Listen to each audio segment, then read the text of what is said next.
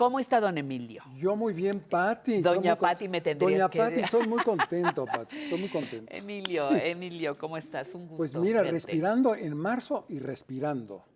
Y es un mes muy importante. ¿Por qué? Mis felicitaciones a ti y a todas ustedes, a todas las del equipo, a todas las politécnicas, porque es el Día de la Mujer Internacional, el día 8. Y todo el mes es el mes de las mujeres. Todo el mes de marzo. Todo el mes. Pues nosotras somos felices 365 Así días es, del sí. año. Bueno. Pero a ver, cuéntame de Lázaro Cárdenas, por favor. Pues mira, te voy a contar de Lázaro Cárdenas, pero más que de Lázaro Cárdenas, que es muy conocido, te voy a contar de mi invitado.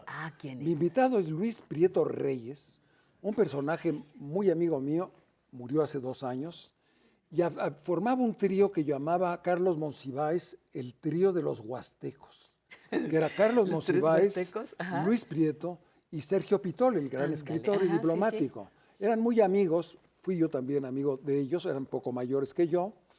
Y a Luis es un hombre muy interesante, que estuvo muy ligado a la familia Cárdenas, y a él le debemos la publicación de muchos libros sobre el cardenismo. Fue director de un centro, que vamos a verlo en la filmación que tengo, la entrevista que tengo con él. Pero algo muy importante, es un hombre que dedicó su vida a una cosa que yo también le he dedicado, que es la historia oral. Se dedicó a recoger testimonios en Michoacán, en lo que llamas en el occidente, Michoacán, y sobre todo Michoacán y Jalisco, sobre gentes mayores que podían contar su vida, pero campesinos, obreros, gentes que vivió la revolución, la lucha cristera. Y entonces hizo un archivo de memoria oral importantísimo en Jiquilpan. Y en Jiquilpan él hizo un museo, un centro de la Revolución Mexicana, dedicado a la Revolución Mexicana, pero con el nombre de Lázaro Cárdenas, porque ahí nació el general. Muy bien. Ese museo, que es muy importante, lo maneja la universidad. Ahora voy a hacer un pequeño anuncio. A ver. Bueno, no, ¿cómo se llama? Una publicidad. En Los Pinos, que como saben está abierto al pueblo de México, existe un museo que se inauguró hace 2 años, que es la Casa Cárdenas, donde él vivió los últimos años. Esto está convertido para que todo mundo que entre a ver Los Pinos pueda ver una magnífica exposición en la casa en donde vivió don Lázaro Cárdenas, ¿no? Esa es una invitación y publicidad a este centro popular que son Los Pinos, ahora abierto a todo el mundo, de las 11 de la mañana a las 6 de la tarde. Pues nos vamos con Luis Prieto. Sí, Luis Prieto. Sí, Luis Prieto y su historia oral. Y su historia oral. Muy bien, vamos. Tenemos el privilegio de estar con Luis Prieto Reyes, quien tuvo un contacto por muchos años con la familia del general Cárdenas, que lo conoció personalmente y quien fundó hace 32 años el Centro de Estudios de la Revolución Mexicana Lázaro Cárdenas en la ciudad de Jiquilpan, en donde nació el general Cárdenas. Le quisiera preguntar a Luis Prieto, cuyo vínculo con el general Cárdenas y la familia Cárdenas es muy estrecho y, como dije al principio, es el fundador de este Centro de Estudios de la Revolución en donde nació el general Cárdenas, en Jiquilpan, que nos cuente quizá primero cómo se creó esa institución y luego iremos a algunos recuerdos y anécdotas personales del hombre que tú conociste, siendo desde luego muy joven. Bueno, mira, mi relación con don Lázaro fue una relación muy superficial por muchos años, porque creo que a todos los mexicanos conocimos alguna vez a Cárdenas, ¿no? Así es. Después del 18 de marzo, pues todos supimos quién era Lázaro Cárdenas. Yo tenía 8 años cuando la expropiación petrolera, pero de ahí en adelante marcó la vida de todos los mexicanos bien nacidos. Así es. Yo recuerdo intensamente la noche del viernes 18 de marzo, cuando mi padre fue y me sacó de la cama y me dijo, eran las 10 de la noche, vengan a oír lo que va a decir el presidente Cárdenas. Entonces ya oímos lo de la expropiación, yo no debo haber entendido nada. Luego, días después, muchos días después, no me acuerdo cuántos, nos llevaron al Zócalo a a una concentración, no la gran concentración que fue de obreros y campesinos, éramos unas escuelas, y de alguna manera nos metieron dentro del palacio porque éramos muy teatrales y algunos inventamos que nos habíamos asoleado y no sé qué. Y recuerdo entre sueños la figura del general así, se acercó a vernos ya. Después pasaron muchos años y no fue sino hasta los años 50 cuando Cuauhtémoc Cárdenas entró a la Escuela de Ingeniería y era muy amigo de Janitzio Múgica, amigo mío. Entonces por ese lado conocí yo a los Cárdenas. Primero conocí a Janitzio Múgica, que era hijo del general Múgica, a quien yo no conocí sino a unos meses antes de morir, unos días antes de morir. Pero conocí a Cuauhtémoc.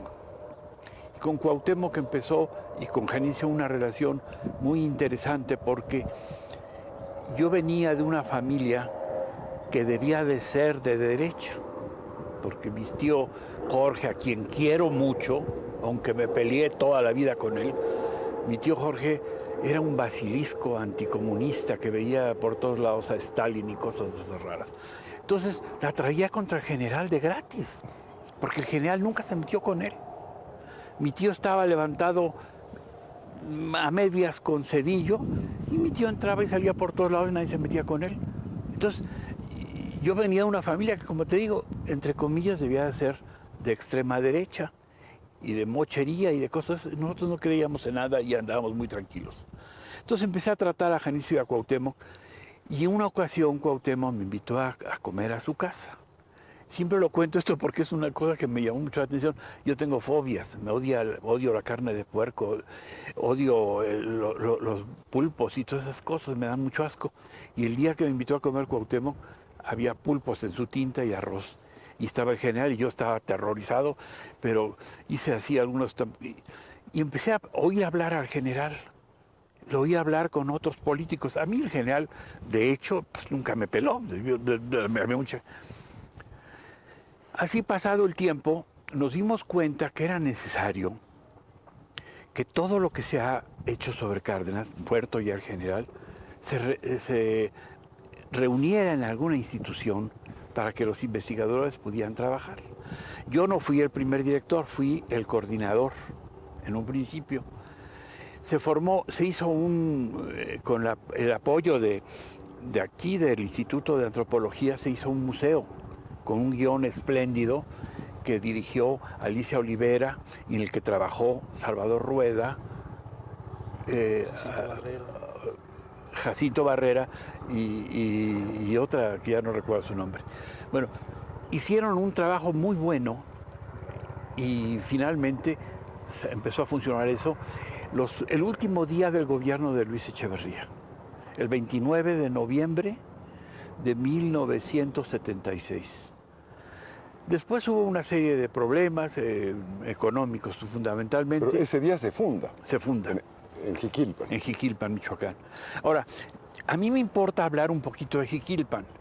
Jiquilpan, donde nace Lázaro Cárdenas en 1895, era un pueblo aislado, que durante época de lluvias quedaba totalmente aislado por las inundaciones, por los lodazales y todo esto. Pero tenían una conciencia muy importante de nacionalismo. Jiquilpan es una población donde hay pocos extranjeros inmediatamente. Don Lázaro era descendiente de gentes de Jalisco, pero mexicanos viejos hablando así como hablan de los cristianos viejos en España, podíamos hablar en el occidente de los mexicanos viejos. Es raro que se diga fulano de tal es descendiente de un asturiano, de un francés, a pesar que anduvieron por ahí los franceses y que son de ojos verdes y quién sabe qué historias cuentan, ¿no? Simplemente son celtas, porque Nueva Galicia era aquella región, ¿no? Pero hay un profundo conocimiento de la vivencial de la historia por parte de los jiquilpeños. Don Lázaro es el tercer hijo. Primero son dos hijas, Margarita, Angelina, y luego sigue don Lázaro, y luego sigue ya Damaso, creo que Josefina y los cuates, y finalmente José Raimundo. Pero una familia, pues clase media muy, muy amolada, ¿eh? Aunque vivían en una calle que ahora es importante, ellos tuvieron el apoyo de una que fue madrina de don Lázaro, que les entregó la casa. Y don Lázaro, pues, cuando muere su padre, pues se encarga de, en cierta forma, de sostener la familia. Yo conocí a don Lázaro realmente en la época muy posterior a su gobierno, era cuando era vocal ejecutivo de la Comisión de Tepalcatepec, luego del Río Balsas. Sí, yo conocí la fase constructora, pacífica y muy, muy creadora de Cárdenas. En alguna ocasión yo venía en el mismo coche con el chofer y yo adelante, doña Amalia y el general atrás, como únicos pasajeros. Veníamos, creo que de Uruapan, y fuimos a dar a Celaya, donde yo iba a tomar un camión para otro lado. Pero como era temprano, el general iba a una reunión con alguien, el general se bajó del coche y en la placita de Celaya decidió darse grasa a los zapatos, sin ningún ayudante ni nada por el estilo. Claro, al rato que estaba el general dándose grasa a los zapatos, empezó a acercarse a la gente. Y le preguntaban y le hacían. Yo no oía lo que estaban hablando, sino muy poquito, ¿no? Y por supuesto empezaron a aparecer un grupo de esas señoras con velos y con santos, que Celaya, ¿no? Quién sabe qué cosa le decían al general y quién sabe qué le pedían, yo no lo oí. Y al final el general tenía que seguirlo donde tenía que ir y le dijo, bueno, nos vemos dentro de 8 días aquí mismo, a esta misma hora. Y lo repitió, ¿no? Y entonces una de esas señoras le dijo, si Dios quiere, general. Y volvieron a decirle, si Dios quiere, dijo, va a querer.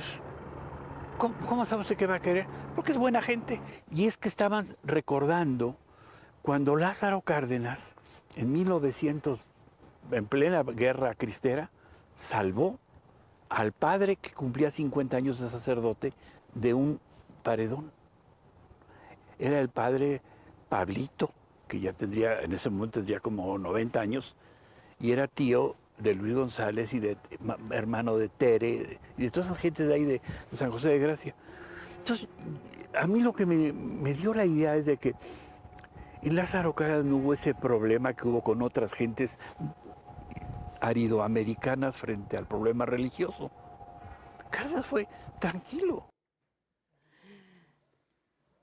Bueno, pues Pati, Dígame. mira, aquí lo interesante es que hay gente que todavía puede tener recuerdos del general Cárdenas, como yo.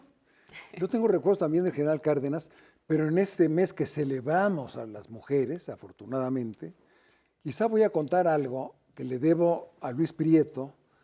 Yo hice una película, creo que es el primer documental que se hizo realmente en México. Ajá. Yo lo hice sobre el general Cárdenas, Ok. gracias a Luis Prieto. Pero una vez que ya estaba terminado, un documental para la universidad y para Relaciones Exteriores, había que tener la aprobación de la familia. Y entonces fuimos a ver a doña Amalia para que viera y dijera si podía Diera el visto bueno. que diera el visto bueno.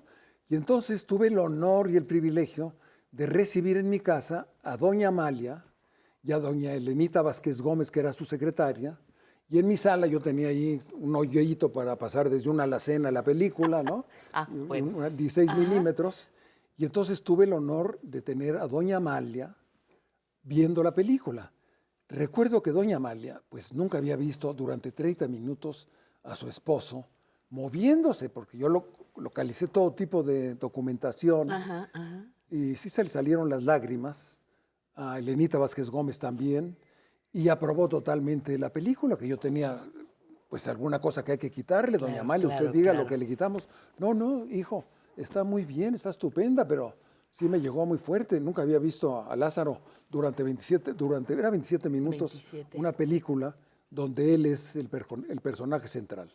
Y sigue siendo un personaje central de nuestra historia, pero en esta ocasión, además de haber tenido a un invitado que recordó, porque trabajó con él, al general Cárdenas, pues tener un recuerdo de doña Amalia y quien aprobó el documental que yo logré hacer, gracias a Luis Prieto. Y también yo creo que, como dicen, tiro de 3 bandas, tener a Luis Prieto también aquí como una importante figura de paralela, quizá no tiene los colores, las luces que puede tener un Lázaro Cárdenas, Pero qué bueno que gracias a él está la memoria otra vez, ¿no? La memoria otra vez. La memoria. Y mira, yo quisiera recordar, a mí me dijo Luis que al general Cárdenas le debemos en gran medida a donde iba, llevaba semillas de algo. Y llevaba semillas de esos árboles que se me están olvidando, que están ahora aquí, ¿cómo se llaman? Las jacarandas. Ajá. Era un ser obsesivo para sembrar jacarandas en todo el país. Por cierto, la jacaranda viene de Brasil, no de la India. Pero Yo creí que de Japón. No, viene de Brasil. Y don Lázaro siempre llevaba semillas para donde él iba, estaba sembrando jacarandas. Por cierto, el Canal 11 tiene un túnel de jacarandas aquí que vamos a ver en este mes maravilloso. Ya están anunciando la primavera. Lo hicimos porque el 18 es el mes de la expropiación petrolera que debemos a don Lázaro, y el mes más importante en la Ciudad de México porque están las maravillosas jacarandas. En flor. En flor. En flor. Perfecto. Sí. Mi queridísimo doctor. Pues nos veremos a ver si ya están Emilio todas Cárdenas. las jacarandas para la próxima semana. Nos tomamos una foto ahí. Nos con tomamos todo la y foto. jacaranda. Muy pues, bien. Una vez más, gracias, mi querida. Gracias a ti, Emilio, porque de alguna forma tenemos la historia viva, sus protagonistas aquí presentes. Muchísimas gracias. A ti. Emilio Cárdenas, el Urduy.